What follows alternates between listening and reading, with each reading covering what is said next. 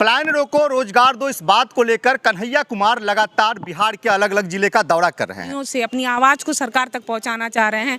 अपनी मतलब वो कोई भी तरीका उन्होंने नहीं छोड़ा जिस तरीके से उनकी आवाज़ सरकार तक पहुंचे। लेकिन क्योंकि सोशल मीडिया पे कई सारी जो बुजुर्ग महिलाएं हैं वो भी सामने आती हैं और वो अपनी प्यार लुटाती हैं। वो बताती क्या है, सुनने को क्या क्या मिलता है। चुनावी साल है, क्या लगता है इसका बड़ा फायदा आने वाले वक्त में आप लोगों को मिलेगा, आपकी पार्टी को मिलेगा? देखिए, ये तो इतना बड़ा मुद्दा है कि हमारी वैसे भी जिम्मेदारी बनती है कि हमें ये इस यात्रा में भाग लेना चाहिए। आपने कहा कि हमें भी चुनाव लड़ना है और आप भी तैयारी कर रही हैं। अगर आपको मौका मिलता है तो क्या काम काज होगा? उस जिंदगी जीने में कहीं जीवन नहीं है, तो उस जीवंतता नहीं है, तो फिर वो महिलाओं की शिकायत क्यों नहीं रहेगी। और स्वतंत्र भारत में भी, लोकतांत्रिक भारत में भी हमें बेड़ियों से जकड़ा गया है।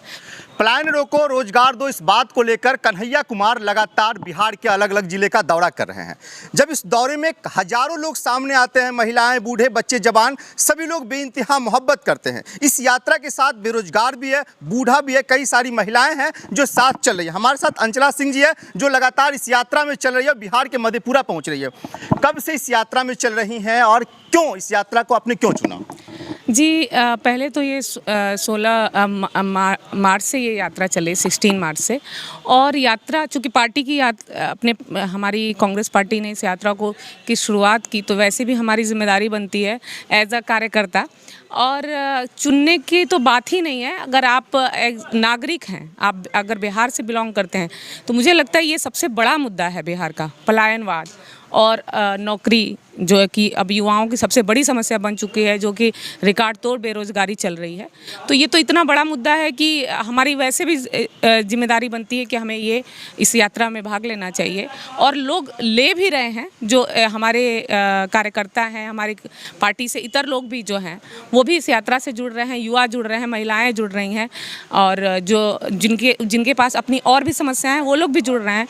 तो इस यात्रा से काफ़ी कुछ हम लोगों से जनसंपर्क कर पा रहे हैं और लोगों की बात को समझ पा रहे हैं, और सरकार से क्या क्या उनको शिकायतें हैं वो भी हमें इसकी जानकारी मिल रही है। तो हम ये इसी ग्राउंड पे हमारा काम होना चाहिए। चाहे जितने भी, जो मैं भी चैनपुर से तैयारी कर रही हूँ चुनाव के लिए, विधानसभा चुनाव, तो मुझे एज अ प्रतिनिधि भी मुझे ये चीज़ें दिखती हैं कि मुझे ये सारी समस्याओं को लेके आगे चलना है, बढ़ना है। जी, यात्रा का आज कैमा दिन है? जी, आज 13वां 14वां दिन है। जब यात्रा में चलती है तो कई तरह की चीज़ें सामने आती हैं। अब तक जो सबसे ज़्यादा भयावह लगा, क्योंकि सोशल मीडिया पे कई सारी जो बुजुर्ग महिलाएं हैं वो भी सामने आती हैं और वो अपनी प्यार लुटाती हैं। वो बताती क्या है, सुनने को क्या क्या मिलता है? जी, उनका वही है, पहले तो वो काफ़ी अप्रिशिएट करती हैं, काफ़ी कि ये आप बहुत अच्छी यात्रा कर रहे हैं, और पलायनवाद से क्यों नहीं उन महिलाओं को फ़र्क पड़ रहा है। वो अपने परिवार, वो अपने बेटे, वो अपने पति, वो अपने परिवार के सदस्यों को अब खोना इन द सेंस कि वो दूर हैं, वो अपने उनके किसी भी खुशी में दुख में शामिल नहीं हो पा रहे हैं। तो उनके लिए जीवन कहाँ है? कहने के लिए, रोटी रोजगार के लिए, वो जीवन यापन करने के लिए, वो पेट भरने के लिए वो बाहर चले जाते हैं, लेकिन उस जिंदगी जीने में कहीं जीवन नहीं है, तो उस जीवंतता नहीं है, तो फिर वो महिलाओं की शिकायत क्यों नहीं रहेगी। और महिलाओं की और भी अपनी समस्याएं हैं, पेंशन से रिलेटेड और भी चीज़ें हैं जो कि, और वो खुद की भी, घरेलू उद्योग की भी, मतलब अपनी भी रोजगार की बातें करते हैं।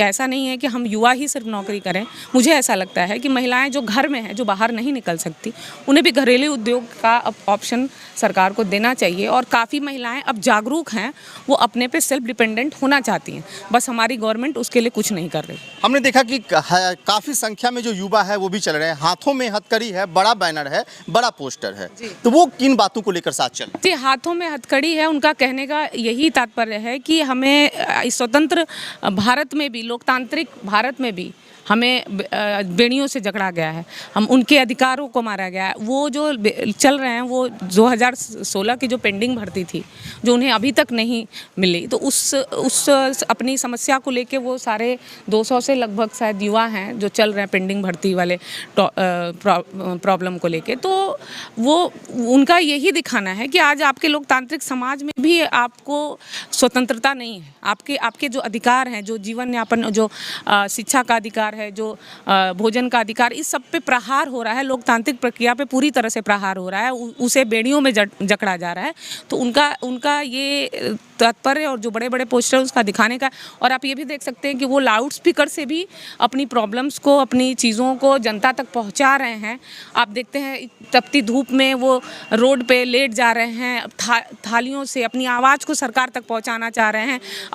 मतलब वो कोई भी तरीका उन्होंने नहीं छोड़ा जिस तरीके से उनकी आवाज़ सरकार तक पहुँचे। लेकिन ये अब अंधी गूंगी बहरी सरकार जिसको समझ नहीं आ रहा है, जो लोकतांत्रिक प्रक्रिया में बिलीव नहीं करती, वो बिल्कुल भी इनके तक। लेकिन मुझे विश्वास है कि ये जो यात्रा चल रही है उनकी आवाज़ वो सरकार तक पहुंचेगी। आपने कहा कि हमें भी चुनाव लड़ना है और आप भी तैयारी कर रही हैं। अगर आपको मौका मिलता है तो क्या कामकाज होगा और एक बड़ी जिम्मेदारी आपको कैसे?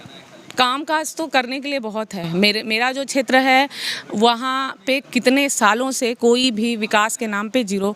वहाँ पे एक सिर्फ बहुजन, हमारे जो समाज से आते हैं उन लोगों का वोट लेके आप बहुजन पार्टी ज्वाइन करके उसके बाद आप पार्टी बदल लेते। वहाँ यही प्रक्रिया चल रही है।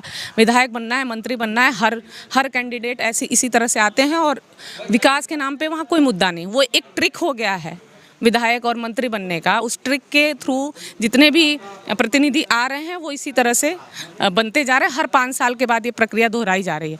लेकिन वहाँ की जनता त्राहिमाम करी। वहाँ पानी की इतनी बड़ी समस्या है, वहाँ शिक्षा की, पानी तो सबसे बेसिक समस्या। वहाँ 100% किसान है। सारे लोग वहाँ के जितनी भी जनता है किसानी पे डिपेंडेंट है और वहाँ के किसानों का भी मुद्दा मैं लेके चल रही हूँ। वहाँ के भी किसान 2.5 साल से किसान जो हैं धरने प्रदर्शन पे हैं।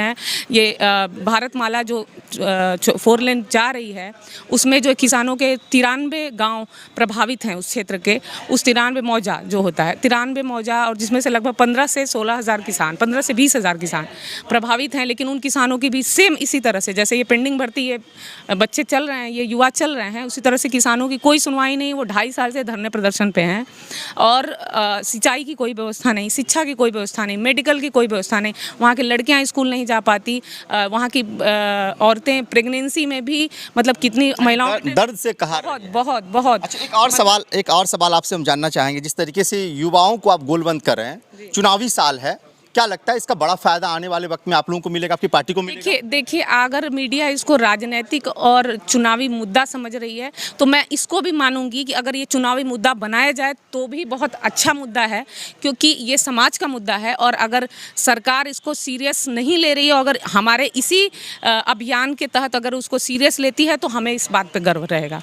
अच्छा, जो महिलाएं आपको देख रही हैं, क्योंकि आप मधेपुरा पहली दफ़ा आई हैं, मेरी जानकारी के मुताबिक पहली दफ़ा आई हैं, जो महिलाएं देख रही हैं, कन्हैया जी की इस यात्रा को देख रही हैं, उनसे क्या कहना चाहती हैं जो घर से बाहर निकलना चाहती है और इस यात्रा में शामिल होना चाहती हैं? देखिए, मैं मिल रही हूँ महिलाओं से, मैं महिलाओं से बातें कर रही हूँ, वो निकलना चाहती हैं। बस हमें उन्हें रास्ता देना है, हमें उन्हें स्पेस देना है, तब वो अपना रास्ता बना सकें, अपना कर सकें। उसमें सरकार का बहुत महत्वपूर्ण योगदान रहना चाहिए। सरकार सिर्फ वोट बैंक के तहत 50% वोट महिलाओं से ले रही, लेकिन महिलाओं के लिए इनके किसी भी उसमें कोई जगह नहीं है। आपने कहा कि आने वाले वक्त में हम चुनाव लड़ेंगे, तो इस पार्टी में किस पद पे हैं? कोई पद है या फिर मतलब? अभी तो मैं एज ए कार्यकर्ता काम करती थी। इस चुनाव और इस यात्रा में मुझे महिला कोऑर्डिनेटर के तौर पे बनाया गया, महिलाओं की भागीदारी के लिए। अभी यात्रा आगे चलेगी, उसमें भी महिलाएं मेरे साथ चलेंगी। वैसे तो मेरा सिर्फ ये है कि मैं चुनाव के लिए तैयारी कर रही हूँ, क्योंकि मुझे क्षेत्र में समय देना होता है और मैं चाहूँगी कि मेरी पार्टी मजबूत हो और मैं भी मजबूत हूँ क्षेत्र में, और मैं उसके लिए काम कर रही हूँ। तो इससे मैं संतुष्ट हूँ, इसलिए मैंने कोई पद के लिए नहीं किया। ठीक, धन्यवाद। हम चुनाव लड़ना चाहते हैं, चुनाव की तैयारी कर रहे हैं और इन्हीं चीज़ों को देखने, समझने, सुनने के लिए बिहार के यात्रा पे निकले हैं। और ये यात्रा बहुत कुछ हमें दे रहा है, हम सीख भी रहे हैं और हमें नई नई चीज़ों की जानकारियाँ भी मिल रही है। बातचीत करने के लिए हमारे साथ मैम थी, जो इस वक्त मधेपुरा पहुँची है और प्लान रोको रोजगार 2 यात्रा को लेकर पूरे बिहार घूम रही है। बाकी इस वीडियो के बारे में आपकी क्या राय है, कमेंट करके जरूर बताइएगा। फेसबुक पेज पर देख रहे हैं, पेज को लाइक कर लीजिए, यूट्यूब चैनल पर देख चैनल को सब्सक्राइब कर लीजिए। बहुत बहुत शुक्रिया, धन्यवाद।